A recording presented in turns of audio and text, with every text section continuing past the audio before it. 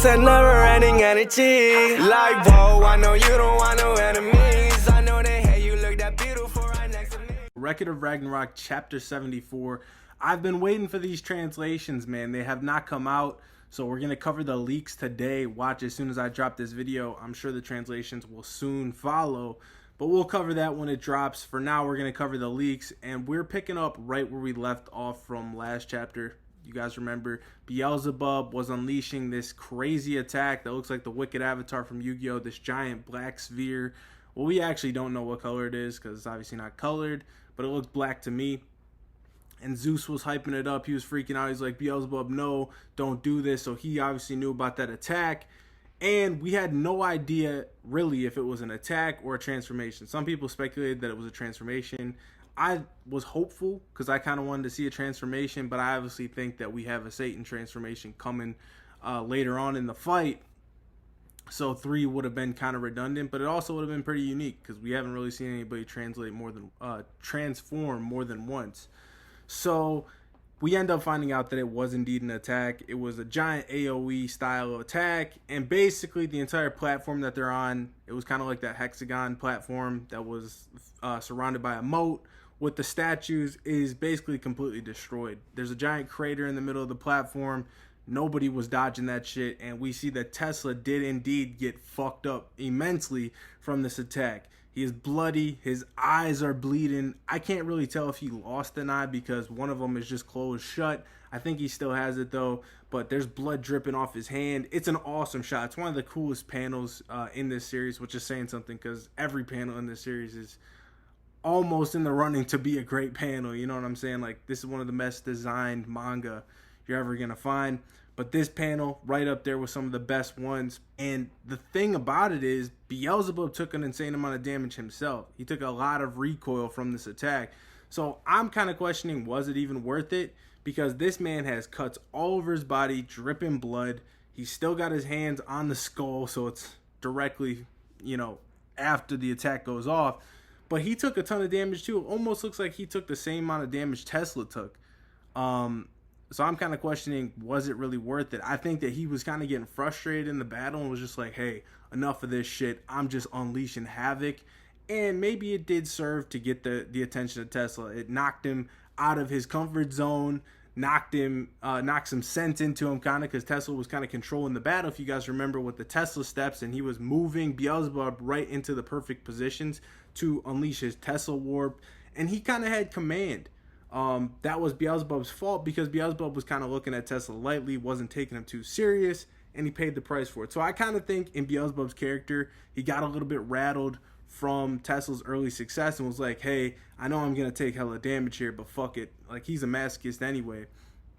And he, he just unleashed havoc. He unleashed that end-all, be-all attack. And it did do a lot of damage to Tesla, as I mentioned before, but he's still kicking. And this basically kicks us into Tesla's legitimate backstory. So we got a little bit of Tesla's backstory kind of in terms of some of his projects with the, I might be mistaken on what it was, but it was that experiment a couple of chapters back where the teleportation occurred with the ship. But we didn't really get to see any of Tesla's backstory himself, like his childhood. And here is where we're going to get that. So we get to see Tesla as a child. We get to see his parents, his father, and we kind of get to see what inspired him to become the scientist he was today. We see that his father was instrumental in that. His father was a scientist or an inventor of sorts before Tesla, and he died tragically in his windmill, I think. I couldn't really tell if it was a lighthouse or a windmill, but the later panels were a windmill, so I just assumed that he rebuilt it. And it looks like there could have been some controversy involved with that death. But obviously I don't have the translation, so I don't know. But, you know, Tesla's looking pretty cool. You know, it's cool to see him as a young man doing his thing. We get I'm sure it's going to be great when we get the translations, seeing really what happens with that. You know, it kind of just serves to remotivate Tesla. And at the end of the chapter, he's getting praise from Newton again, getting praise from the crowd, and he's just reinvigorated, ready to go. Ready to fight Beelzebub with everything he's got, just as he was beforehand. So Beelzebub this attack might have actually backfired for him because he just woke up the sleeping beast. I can't really tell if the mech suit is really messed up. It looks like it's still intact to me. I think it's going to be fine.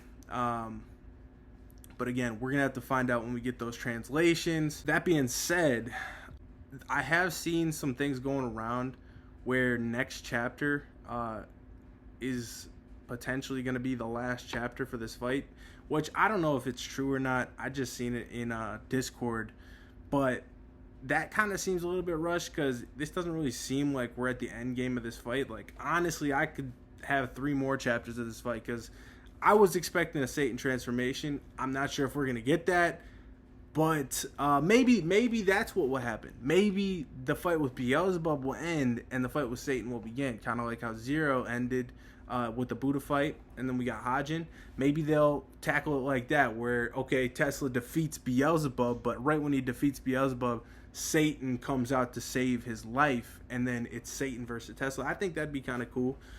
So we'll see how this all plays out. Obviously, the translations are going to give some more context to everything, I know. But I wanted to give you guys something. I know you guys have been waiting. I wanted to let you guys know that no fighting really occurred. No transformation happened. And we got Tesla's backstory finally.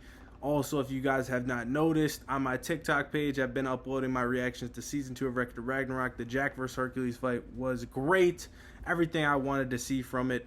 And, you know, those reactions have been hype, getting a lot of views. So go check them out. Go follow me on TikTok if you're not already.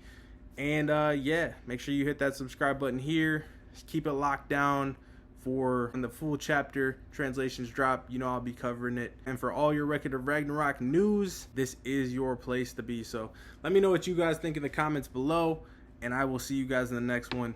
Peace. She don't do it with no hands, she a master. If they question how I get it, I got answers. Like, what she got me tripping like.